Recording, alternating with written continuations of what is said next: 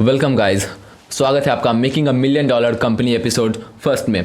मैं Patna medical college का एक पैरामेडिकल स्टूडेंट हूँ और मैं अभी जस्ट अपने टीन एज में हूँ और 18-19 के बीच में मेरी एज है और जस्ट अभी मैं इस फाइनेंशियल ईयर में 19th का हो जाऊँगा। और मैंने सोचा है कि मैं अपने नाम पर एक known registered million dollar company बना सकूँ। अब मेरे पास रिसोर्सेज के नाम पे कुछ नहीं है क्योंकि एक स्टूडेंट हूँ, तो स्टूडेंट के लिए सबसे बड़ी जो मुसीबतें होती हैं वो होती हैं कि हम अपने एसेट्स को कैसे ग्रो करें, हम खुद के लिए रिसोर्सेज कैसे जनरेट करें, क्योंकि हमारे पास इनकम नहीं है, हमारे पास लाइबिलिटीज़ हैं क्योंकि हमें पढ़नी भी है और हमारे पास पॉकेट मनी लिमिटेड आते हैं। पेरेंट्स हमारे उतना अफोर्ड नहीं कर सकते क्योंकि कर रहे होते तो हम आज यहाँ फेवर में नहीं होते।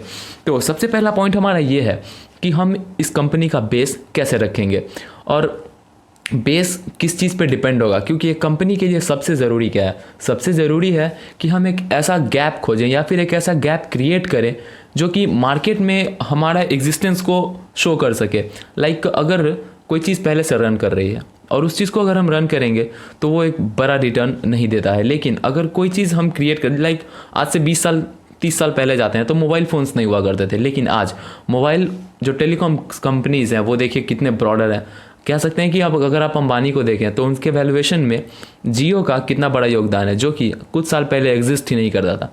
तो चीज़ों को क्रिएट करना या फिर गैप को खोज के उस गैप को फिल करना एक बिजनेसमैन के लिए सबसे पहला पॉइंट यही होता है। बनानी तो एक मिलियन डॉलर कंपनी है, लेकिन रोज़मर्रा की ज़िंदगी के साथ, और वो भी एक हॉस्पिटल में जहाँ पे आप एक स्टाफ के जैसे काम कर रहे हो, क्योंकि हम एक स्टूडेंट हैं उसी कॉलेज में, तो हमें लोकली सबसे ज़्यादा पेशेंट फ्लो भी इसी हॉस्पिटल में है और एशिया का सेकंड सबसे बड़ा हॉस्पिटल भी यही है। क्योंकि कुछ दिनों में अब ये नोन, क्योंकि पीएमसीएच है भाई, तो अब कुछ दिनों में ये नोन सबसे बड़ा एशिया का हॉस्पिटल होने जा रहा है चाइना के बाद। तो अभी यहाँ पे लोकली इतने ज़्यादा पेशेंट्स हैं, मतलब आप दिन में कह सकते हो कि अगर आप एक ड्यूटी में बैठे हो तो आपके एक शिफ्ट में 300 से 400 लोग होंगे और सब अपने इमोशनल चीज़ों को लेकर आते हैं, क्योंकि एक आदमी हॉस्पिटल तभी आता है जब वो खुद से उम्मीद खो चुका होता है। और उस सराउंडिंग में रह के आप जो स्ट्रेस आपके दिमाग पे पड़ता है, उस स्ट्रेस के बावजूद एक कंपनी बनाना काफ़ी मुश्किल भरा डिसीजन था।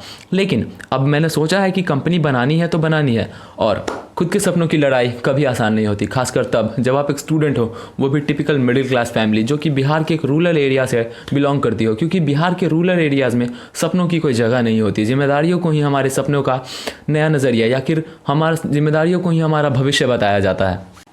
जी हाँ, आप बिल्कुल सही समझ रहे हैं। मैं बात कर रहा हूँ बिहार के दिनचर्या की, जहाँ खुद का पेट पालना और एक सरकारी नौकरी लेना ही एक यूथ के लिए सब कुछ है। मतलब वो जन्म से लेके बड़ा होने तक बस यही सोचता है कि मुझे मेरा पेट कैसे पालना है और एक सरकारी नौकरी कैसे लेनी है।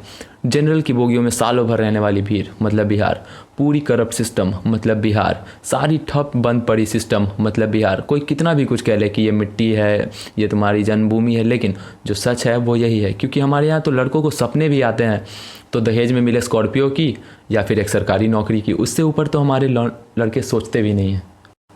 क्योंकि ये तो वो चीज़ें हैं जो कि मैं बदल नहीं सकता, क्योंकि हालात बदले जा सकते हैं। अगर आज मेरे हालात ख़राब हैं तो कल मैं अपने हालात ठीक कर लूँगा, लेकिन एक लोग जो कि छोटा से बड़ा होते हुए सिर्फ जाति भेद और कास्ट रिलीजन वगैरह देखा है, तो उनके सोच को मैं नहीं बदल सकता भाई। क्योंकि अगर मैं किसी सराउंडिंग में पला बड़ा हूँ तो ऑब्वियस सी बात है कि मेरे अंदर वो चीज़ें दिखेंगी।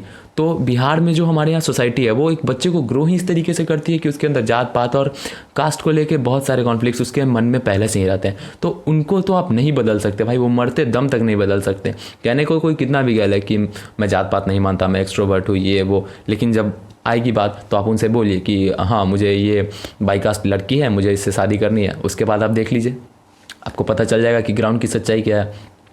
A to Z जितने केओस होने होंगे वो सारे आपके यहाँ एक दिन में हो जाएंगे। नौबत यहाँ तक आ सकती है कि आपका जान मार दिया जाए, क्योंकि हमारे यहाँ ये सब चीज़ें कॉमन है। आप जात के नाम पे बोल नहीं सकते। हमारे यहाँ तो नेशनल पॉलिटिक्स भी अभी धर्म पे ही चल रहा है, उसके बारे में खैर ज़्यादा बात नहीं करते हैं। हम आते हैं अपने कंपनी के ऊपर। अभी मैं रह रहा हूँ पटना में और यहाँ पर सबसे बड़ी प्रॉब्लम है रहने की, खाने की और ट्रैफिक की। पानी तो खैर यहाँ का सुभान अल्लाह, क्या ही बात करूँ। मैं कोटा में भी रह चुका हूँ इससे पहले 1 साल। मैंने अपनी प्रिपरेशन वहाँ पे करी थी, खैर खासा उसका रिज़ल्ट नहीं आया, लेकिन अब जो मैं करने जा रहा हूँ उसके रिज़ल्ट आने की पॉसिबिलिटीज़ ज़्यादा है। कोटा में एक चीज़ थी कि यहाँ के जो लिविंग स्टैंडर्ड्स हैं, मतलब अगर मैं 10K खर्च कर रहा हूँ यहाँ पे, तो जो लिविंग स्टैंडर्ड मुझे यहाँ देखने को मिलेगा, जो क्वालिटी ऑफ लाइफ मुझे यहाँ देखने को मिलेगी, उससे 10 टाइम्स बेटर या फिर कह सकते हैं 100 टाइम्स बेटर मुझे वहाँ कोटा में फैसिलिटीज़ मिलती थी। तो इस सराउंडिंग में अडेप्ट करना मेरे लिए थोड़ी सी मुश्किल भरी चीज़ें अभी साबित हो रही हैं।